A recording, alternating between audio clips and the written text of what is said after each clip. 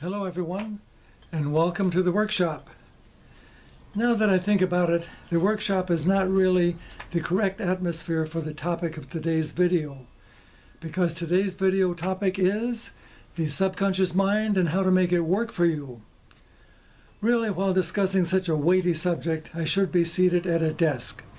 I should be wearing a little bow tie, preferably red, perhaps holding a pipe in one hand, and most important of all, the wall behind me should be full of books, many shelves of books, scientific books, technical books, and reference books.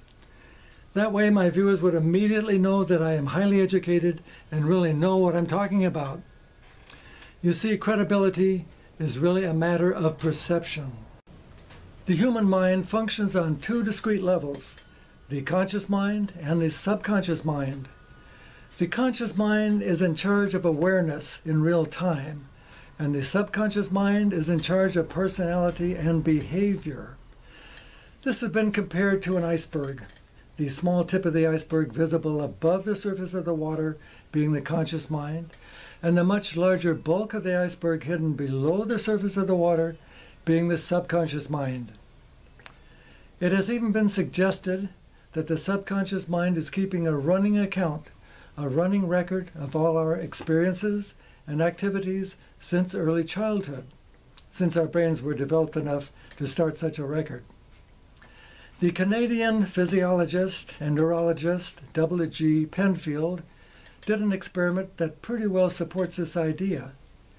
Penfield was operating on a patient's brain, and he touched different parts of the cortex with a mild electrical shock. The patient, still conscious during the procedure, not only remembered events from his past history, but relived them in graphic detail, including visual, auditory, tactile, and even olfactory stimuli. This was a pretty amazing experiment. I recently began to wonder if my own subconscious was keeping a running account of all my experiences since early childhood. But how to find out? Brain surgery was definitely out of the question. I wouldn't be able to re-experience events vividly the way Dr. Penfield's patient did during surgery. I finally decided to see if I could coax my subconscious into retrieving some teeny, trivial bit of information from years and years ago, something I hadn't thought of in years. But what would it be? How about a name? How about the name of somebody long forgotten? How about the name of my wife's doctor, her favorite MD, in the 1960s? Yes, this certainly is a trivial bit of information I hadn't thought of for 50-some years. But how to go about this? How to contact my subconscious mind? Well, I decided that perhaps meditation might be a good approach, and so I proceeded along those lines. While in a very quiet place where I knew I would not be disturbed, and seated in a very comfortable lounging chair, I began the process of complete relaxation, starting with my ankles and working all the way up to my jaw muscles. When I was completely relaxed and feeling like a wet noodle, I went to the next step.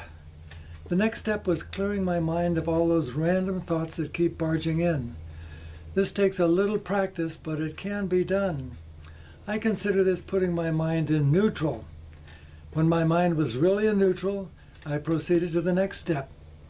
I began talking to my subconscious mind directly, just as if I were speaking to a subordinate employee. This was all done mentally, of course, not verbally. I directed my subconscious to find the name of my wife's doctor in the 1960s. I repeated the request over several times, being very firm and very serious. And then I sat quietly and waited for the response, waited for some answer. I waited and waited and waited some more. You may not be surprised to learn that nothing happened. No answer was forthcoming. So I got to my feet, abandoned the experiment, went about my daily routine, and I have to tell you I was somewhat disappointed. The very next morning upon awakening, I was strangely aware of a name. Foster. Foster. What the heck did Foster mean? I didn't know anybody named Foster. I had never known anybody named Foster. But wait a minute. Could this be the missing name of my wife's doctor? Very possible. I immediately went to my wife and asked her for the doctor's name. She thought for a moment and then said, Foster.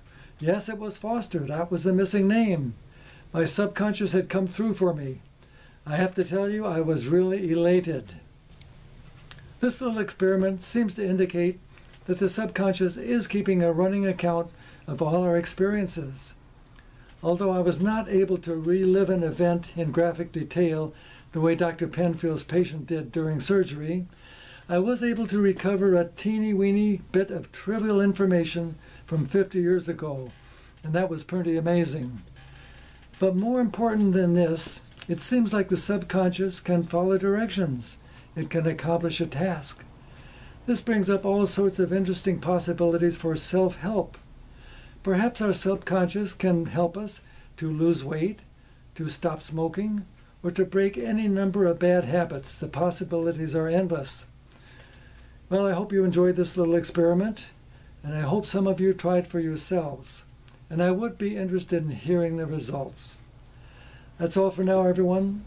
Thank you for watching, and I'll see you again next time.